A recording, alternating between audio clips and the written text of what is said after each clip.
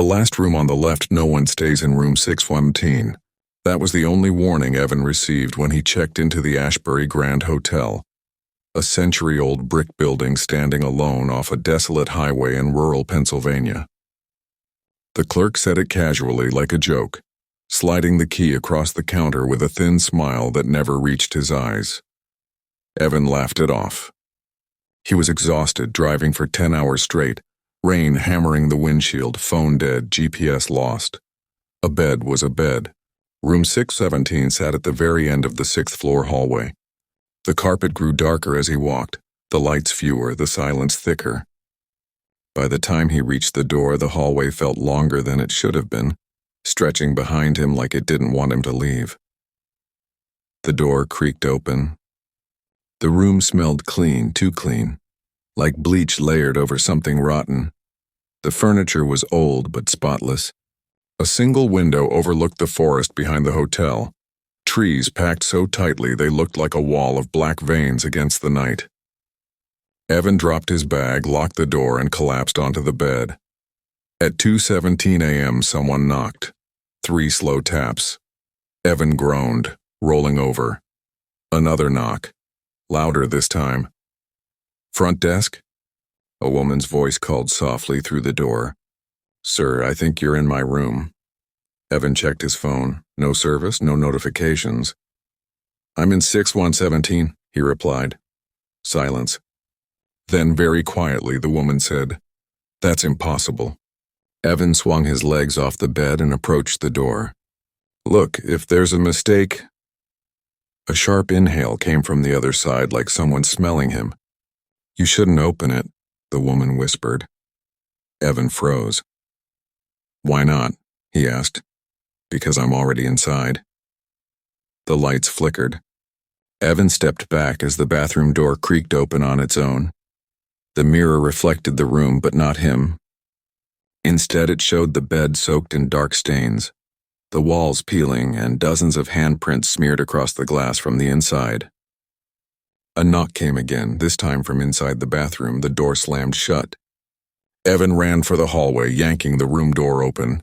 The hallway was gone.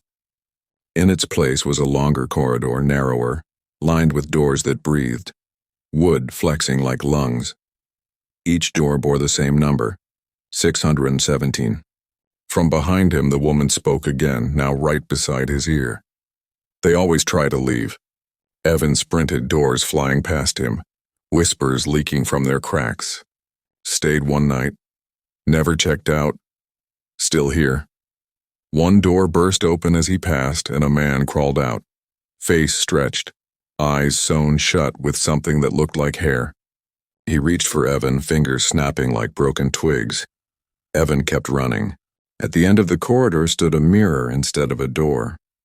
In the reflection, Evan saw himself sleeping peacefully on the bed back in the original room. The woman appeared beside his reflection. Her face was wrong. Skin folded too many times, eyes blinking sideways. "Your body checked in," she said, "but you opened the door." The mirror cracked. Evan woke up screaming. Morning sunlight poured through the window. Birds chirped. The room looked normal. His phone buzzed back to life. Dozens of missed calls. Heart pounding, Evan rushed downstairs. The front desk clerk stared when he saw him. You're still here?" the clerk whispered. "What do you mean?" Evan snapped. "I want to check out, now." The clerk hesitated, then slowly pulled out an old ledger. He flipped through yellowed pages until he stopped. "There," he said, pointing. Evan's name, today's date. Room 617, check-in time, 2:17 a.m. Checkout time, blank. "That's impossible," Evan said. The clerk swallowed. "Sir, no one stayed in that room since 1996. The lights flickered." Behind Evan, a familiar voice whispered softly, "Come back inside."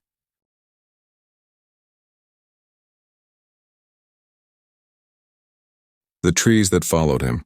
The forest outside Olympic National Park was quiet in a way that felt wrong. No wind, no birds. Just the soft crunch of gravel as Luke Harper parked his car at the trailhead a few minutes before sunset. The sign said the trail was 3 miles round trip. Luke planned to be back before dark. He started walking. The trees were tall and packed tightly together, their branches tangled like fingers. After 20 minutes, Luke noticed something strange. The forest felt denser than before. The path behind him looked narrower, as if the trees had leaned closer while he wasn't looking. He laughed it off and kept going. Then he heard footsteps. Not ahead. Not behind. Beside him. Luke stopped. The footsteps stopped too. "Hello?" he called out. No answer. He continued walking, faster now. The footsteps returned, matching his pace perfectly. When he slowed down, they slowed. When he stopped, they stopped. Luke turned suddenly. The trail behind him was empty, but the trees were closer, much closer than they had been minutes ago. He checked his phone. No signal. 6:42 p.m. Too late. The light dimmed faster than it should have. Shadows stretched across the trail like long arms. Luke turned back toward the parking lot. After 10 minutes of fast walking, he reached a clearing. Except, it wasn't the parking lot. It was the same trail sign. 3 miles round trip. Luke's stomach dropped. "I didn't turn," he whispered. A sound came from the trees. A voice, not loud, not close, everywhere. "You walk too straight," it said. Luke ran. Branches scratched his arms. Roots rose from the ground, tripping him. The forest seemed to bend inward, the trail curling like it was being folded. He burst into another clearing. This time he froze. His car was there. But something was wrong. The doors were open, the headlights were on, and someone was sitting in the driver's seat. Luke stepped closer. The person inside lifted their head. It was him. Same clothes, same cuts on his arms, same terrified eyes. The thing in the car smiled. "You made it out," it said softly. "I didn't." The forest went silent. The trees leaned in. Luke felt hands, wooden, splintered, grip his arms and pull him backward into the darkness. The car doors slammed shut. The headlights turned off. The next morning, park rangers found a car at the trailhead. Engine cold. Doors closed. No sign of damage. The trail sign nearby had been changed. Source miles round trip and deep in the forest. Something walked the path wearing Luke's face, careful not to look back because the trees were still following. Next story. The last call from the payphone. The payphone wasn't supposed to work. It stood on the edge of an old highway in rural Illinois, rusted, cracked, its cord hanging like a dead vine. No nearby buildings, no lights, no reason for it to still be there. But at 1:12 a.m. it rang. Sarah Thompson was driving home from a late shift when she heard it. She slowed her car, heart racing, staring at the glowing booth as the phone rang again. Sharp, loud, impossible. She told herself to keep driving. Then the ringing stopped. Her phone buzzed. No signal, yet a missed call appeared. Call from payphone. Sarah's breath caught. Against every instinct, she pulled over and stepped out of the car. The night air was cold, unnaturally still. The phone rang again as she approached. She lifted the receiver with shaking hands. "Hello?" Static crackled. Then a voice, weak, terrified. "Please, don't hang up." Sarah swallowed. "Who is this?" "You are," the voice whispered. Her stomach dropped. The voice continued, overlapping itself like two recordings slightly out of sync. "I stopped here because it rang. I answered because it said my name." Sarah glanced around. The highway was empty. "How do you know my name?" she asked. The line went silent. Then the voice spoke again. Closer now. You're standing where I stood. The payphone's glass fogged from the inside. A shape pressed against it. Hands. A face. The same face Sarah saw reflected faintly in the glass. Her own. She screamed and dropped the receiver. The ringing stopped instantly. Her car doors slammed shut by themselves.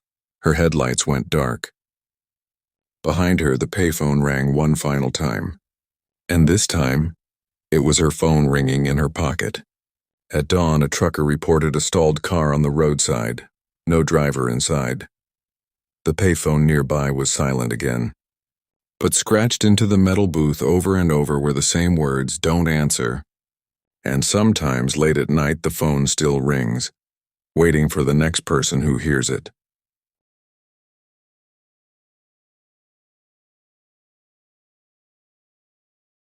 The window across the street. The apartment was cheap for a reason. Alex noticed it the first night he moved in. How quiet the building was. No footsteps above him. No TVs through the walls. Just the hum of the refrigerator and the occasional car passing outside. At 12:41 a.m. he stood by the window. Across the narrow street was another apartment building. Old. Concrete. Most of its windows were dark, except one. Third floor, far right. The light inside was on. A man stood at the window facing Alex's apartment. Not waving, not moving. Just standing there. Alex raised a hand awkwardly. The man didn't react. Alex shrugged and closed the curtains. The second night, the light was on again. Same window. Same man. Closer this time. His face was clearer now. Thin, pale, eyes too dark for the distance. He was smiling. Alex felt uneasy and stepped back.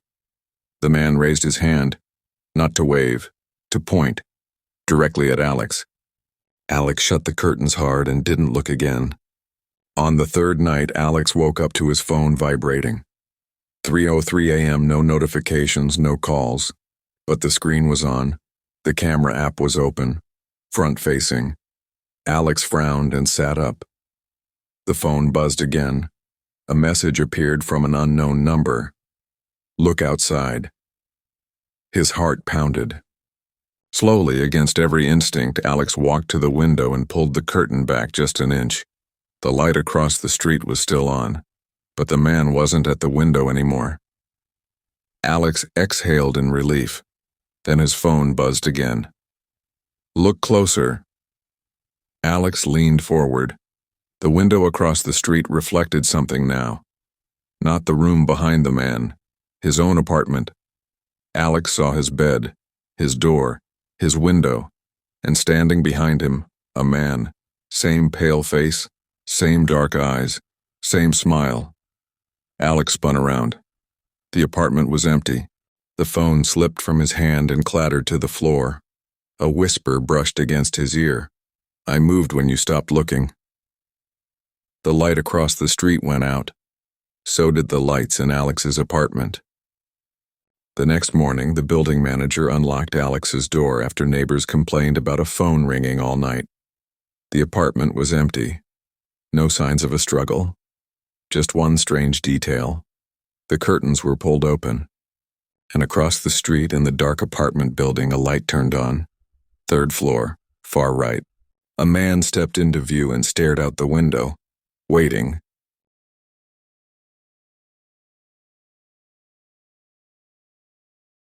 The floor that isn't listed. The motel brochure said 3 floors. So did the sign outside. So did the website. That's why Jacob froze when the elevator stopped at floor 4. He hadn't pressed the button. The Pine Hollow Motor Lodge sat deep in rural Pennsylvania, surrounded by forest so thick it swallowed sound. Jacob checked in at 12:06 a.m. after his car overheated on a back road with no signal. The clerk, a woman with hollow eyes and ink-stained fingers, handed him a key without meeting his gaze. Room 312, she said. Then, almost as an afterthought, if the elevator skips, we don't get off. Jacob laughed, tired and annoyed, and walked away. The elevator doors slid shut. The panel showed 1, 2, 3, then flickered. 4. The elevator stopped. The doors opened. The hallway outside was long and narrow, lit by buzzing fluorescent lights. The carpet was dark, stiff, and sticky underfoot. Doors lined both sides, dozens of them, each marked with room numbers scratched directly into the wood. 401, 402, 403, Jacob's stomach tightened. This floor wasn't supposed to exist. He stayed inside the elevator, pressing the closed door button. Nothing happened. A voice spoke from the hallway. "You got off last time." Jacob's blood ran cold. "Who's there?" he called. Silence. Then footsteps. Bare. Slow. Coming closer. Jacob slammed the lobby button. The elevator shuddered, lights flickering wildly, then dropped hard. When the doors opened again, he was back on floor 3. Breathing hard, Jacob ran down the hall and unlocked room 312, slamming the door behind him. The room felt wrong. Not dirty, not abandoned, just occupied. The air was warm and stale, like someone had just left. The mirror above the desk was already cracked, a long fracture running straight down the middle. Jacob sat on the bed, trying to calm himself. At 1:44 a.m., his phone buzzed. No signal, no service. Yet a notification appeared. "Motel alert. Return to your floor." Jacob stared at the screen. Another message followed. "You forgot where you belong." The TV turned on by itself. Static. Then a camera feed. The hallway. Floor 4. He watched himself step out of the elevator. But this version of him looked wrong. Eyes sunken. Skin pale. Mouth moving slightly, as if whispering. A door opened behind that version of Jacob. Room 404. Something pulled him inside. The feed cut to black. Jacob screamed and ran for the door of his room. It wouldn't open. The handle twisted, but the door stayed sealed like it had been painted shut. Behind him, the bathroom light turned on. In the mirror, his reflection lagged behind his movements. He raised his hand. The reflection smiled. A voice came from the mirror, layered and echoing. "Floor 4 keeps what finds it." The bathroom door slammed shut. The room lights flickered. And suddenly, Jacob wasn't alone. Hands pressed against the walls from the inside. Faces bulged beneath the wallpaper. Dozens of mouths whispering at once, "Stay, stay, stay." The next morning, a trucker checked into the Pine Hollow Motor Lodge. 3 floors, right?" he asked casually. The clerk nodded. "Of course." The elevator dinged softly behind her. The panel flickered. A new number appeared. Somewhere above, a hallway light turned on, and a door labeled 404 slowly opened.